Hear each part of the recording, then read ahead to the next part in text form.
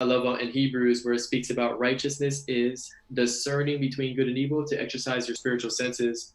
And what I do is actually, here's an example here. I have a model of a hand that I got on Amazon, and I messed my radius up doing a stunt on top of a car. And the radius here, since I don't want to lean on my own understanding, this means I refuse to reaching out to someone in need, right? So and I fractured it. It's rebelling against authority. So I put it all together, and so I started to look, and I was watching Dr. Joe Dispenza, where he messed up his spine and he used his imagination to reconstruct the bones. Yeah, he's But awesome. yeah, it is. In order for some of us to wake up, we need a wake-up call. And in 1986, I got the call. I was in a triathlon in Palm Springs, California, and I was in the biking portion of the race. And I was coming up to this intersection. So as I made the turn, a four-wheel drive Bronco going about 55 miles an hour hit me from behind and catapulted me out of my bicycle. The compressive force compressed 6 vertebrae in my spine. The prognosis was I'd probably never walk again, and that I needed a radical surgery called the Harrington rod surgery. If this had been anybody else, I probably would have recommended that they have the surgery, but this was me. I decided to check out of the hospital, and I just had this one thought, and the thought was the power that made the body heals the body. So I would start off in my mind reconstructing my spine vertebrae per vertebrae, and then I'd start thinking about living in a wheelchair.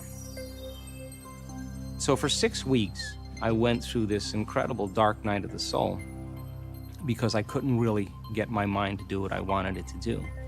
And it would take me about 3 hours closing my eyes and reconstructing every single vertebrae and starting over again every time I lost my attention. At the end of 6 weeks, I went through the whole entire process without losing my attention. And it was like I hit a tennis ball in the sweet spot. Something clicked in that moment. I clicked. I started noticing significant changes in my body. My motor function started coming back, and my body began to change dramatically. And I was back on my feet in 10 weeks and back training again at 12 weeks. And I just made a deal with myself. And the deal was that if I was ever able to walk again, I'd spend the rest of my life studying the mind-body connection and mind over matter. And I went on Google and I typed in GIF for the GIF, and I watched the reconstruction of the bones go back and forth together. And I kept looking and closed my eyes, open it, and then so I could start staining it in my, in my RES, reticular activator system, is the brain stem, to impress the subconscious mind. And I'll do it when I'm getting to a drowsy state.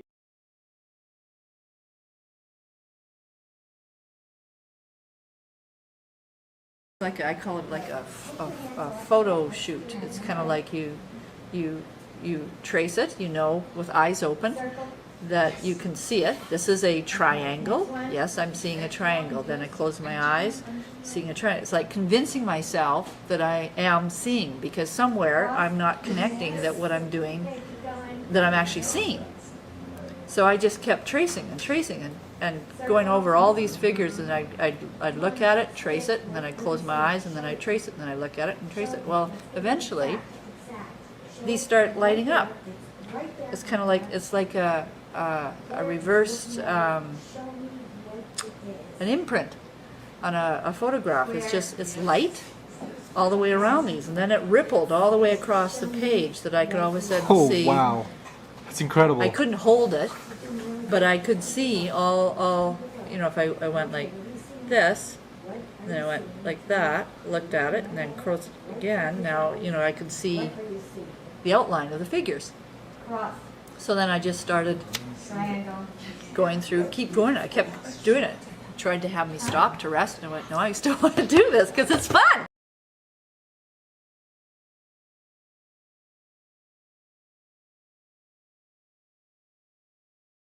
And I was doing like polyphasic sleeping. I'll do it every 3 or 4 hours. I'll do a 30-minute nap with the REM, rapid eye movement. And then so quick, the doctor seeing it and just confused.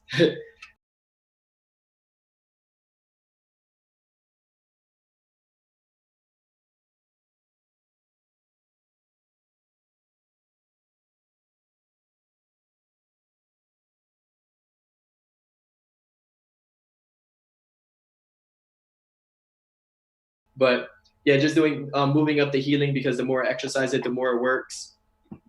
And another one would be where I go to Walmart and I just get paint color samples, and I have a blindfold over here.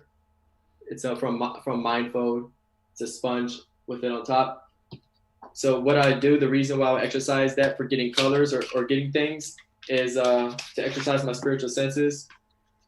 Or we'll take little toddler cards, and I go, what are these? Writing the symbols down so the Holy Spirit can pull the word of knowledge out of my drawer, and I can be very accurate in my readings, and I know it's actually saying something about what I got going on.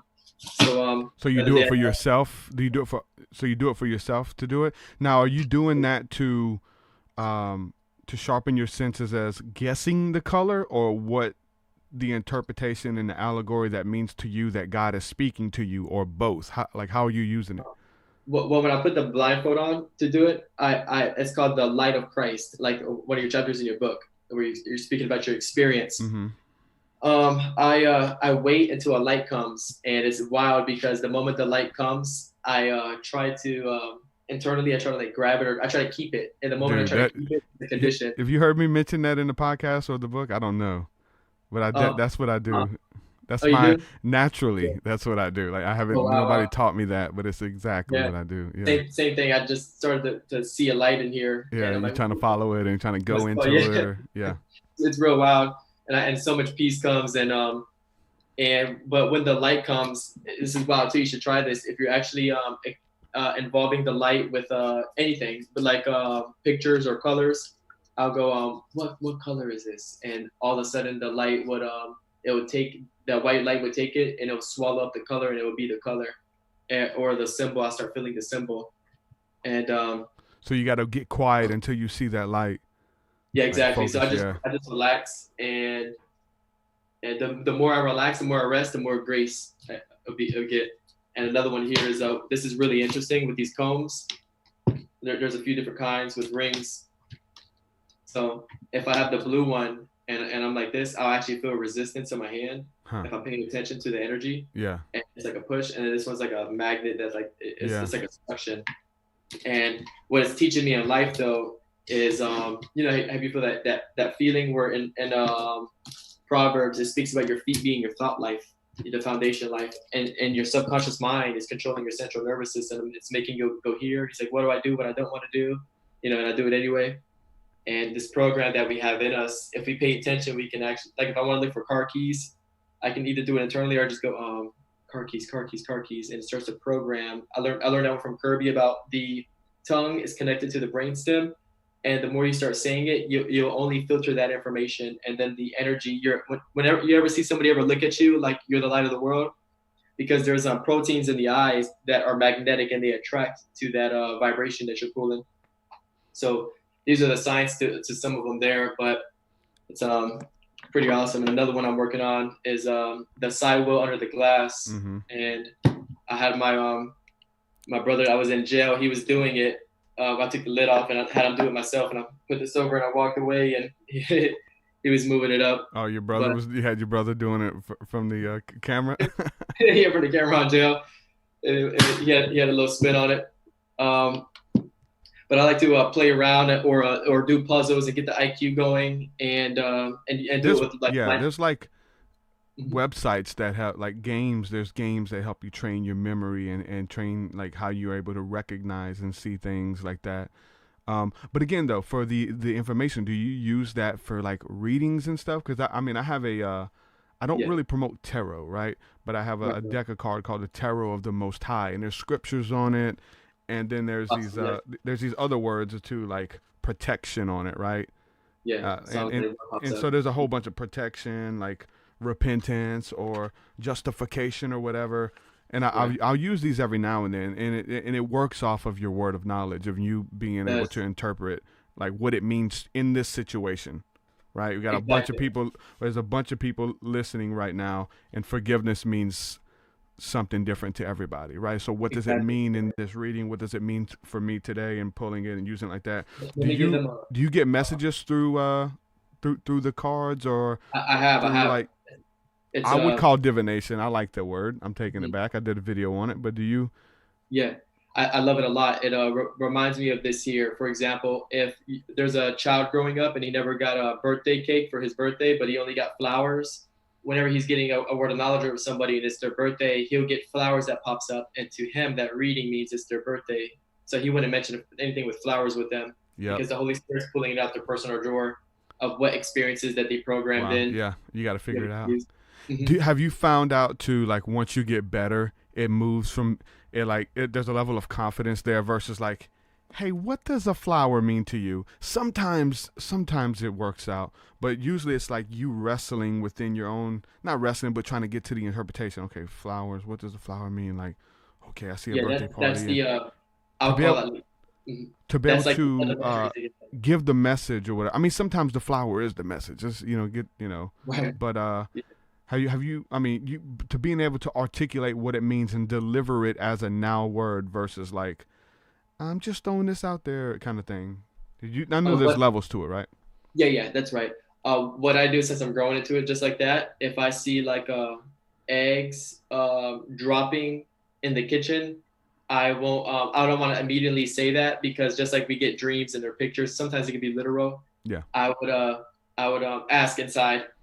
I'll ask my father, who's greater than I, and I just pretty much ask the question like I'm talking to somebody. What does that mean? And all of a sudden, it will come back, right to you. And it can mean that someone's having a conversation with somebody in the kitchen, and they're speaking about having a miscarriage or something like that. But they would get it too, if you're saying. Then I can write it down, like, okay, so when I see that next time, this is what it means. And then I'll try again and see if it's 100% accurate, or if there's a little slight change. Does it mean the same thing again? You know what I'm saying? That type of thing. Yeah. Mm-hmm. Yeah, it's like dream interpretation again and symbolism with the Bible. A serpent. Most Christians when they see a serpent, they think the devil, and in Right. some cases it can mean that, but many cases it means it means wisdom. It means healing. Like it from a biblical standpoint. The serpent meaning wisdom, or even a lion. Right? You have Satan himself goes around like a roaring lion seeking who he may devour. So you see a lion and it represents Satan to you. Others see the Lion of Judah, right? So you have these symbols which are passive. They don't really hold any meaning in of themselves versus what it means to that person. It can mean something totally different, and you trying to tarry or see what it means to that person is where the interpretation really comes from. That's and true. being open to like, I remember like because we used to practice in a group that I was from, and we'd get off in the groups and we'd pray until we got a word for that person, and we'd see pictures. Okay, I see a shotgun. Does a shotgun mean anything to you? And most of the time it's like, no, shotgun, no. So it's usually like okay, what does a shotgun mean? Okay, the Lord's fixing to let me articulate this into a way that you can understand what this shotgun means. But you have to be confident and be able to get the interpretation, or even step out in faith with the shotgun. The Lord is getting ready to load you into ministry. He's getting ready to shoot you out into ministry, and it's going to be broadcast. You're going to hit many targets at once. When he sends you out there, there's a lot of people that's going to be able to eat off of what you have going on and really be able to articulate a shotgun and what God is saying spiritually, energetically to the person versus like, does a shotgun mean anything? Sometimes it does, though. It's usually when we put God in the box and be like, you can't do it. But, but I like to try to get the interpretation and say, okay, what does this mean? What does it mean? Okay, go with it. Articulate it. Go, That's a good one too, and we start to understand where, what's the word for it? Okay, like if I'm getting something like a color, like I'm getting a red. Let's say I got a red phone, and then I'm thinking, okay, I got red the first time, and then blue popped up, and then green. A bunch of them are popping up, and then you remember how it felt when you first got red, and then with repetition, you remember the correct one the most, and then sometimes you get that random change, and you go, why am I getting purple all the time for orange? And that's how we're getting our readings a lot. And what Kirby was showing me something very cool, where he shared that in the realm of the prophetic, how time works in fractals, like a tree with the branches and all the rest. Mm-hmm. Where he was saying, if you pay attention to your day, the way it starts out, then the rest of the day is going to be complex in that manner. And here's a funny example. A few days ago, I had an appointment with my Barbie's my friend, his sister. She's a movie star actor. And when I was before I talked to her, I had an appointment like at 1:30 in the morning. I had my buddy Marcus call me, and then after that, I had my cousin call me. His name is Marcus. I haven't spoken to him in a lot of years, but he ended up calling me right after that, Marcus. And Marcus lives west of me, and oh yeah, so from there I'm like, Marcus, cousin, west. I started to pay attention to the fractal patterns. Then I had the phone call, and my friend Ashley was saying that she's in my area, in my city. She lives somewhere else, but she was in my city. She came from another state to here, and she was saying that she needs really someone to produce something with her camera, and she needs someone to record her. And I go, I'm just gonna throw something out here. In my head, I didn't say that, but I just said, "Hey, who's Marcus?" And it was actually her ex that passed away. And I'm like, "Hey, did you have a cousin? And does he live west of you?" And it was boom, boom, boom, boom, everything lined up, and that he did this thing for the recording. It was just, and then I'm just like, wow, operating in the prophetic like that Yeah. through fractals and times and seasons and Yeah. patterns. Yeah. Yeah. I remember, and it works in small ways too. We always wanted to be something deep, but it's like an everyday thing. And the more you're able Every to day. read, and the more you're walking in the spirit, and the more you open the eyes of your understanding, you're able to get it. I remember a Yeah. friend of mine is like wanting to step out in ministry, and he's like, he made a logo and he had a name for it. It was Frontline Ministries, and that's what he wanted to call it, right? Frontline Ministries. And Really, yeah. then just so happened, I find a ministry and less than an hour away that started booking me out, and we did a lot of ministry together. We did a lot of concerts, and they had a lot of Yeah. user events, and they were called Frontline Ministries.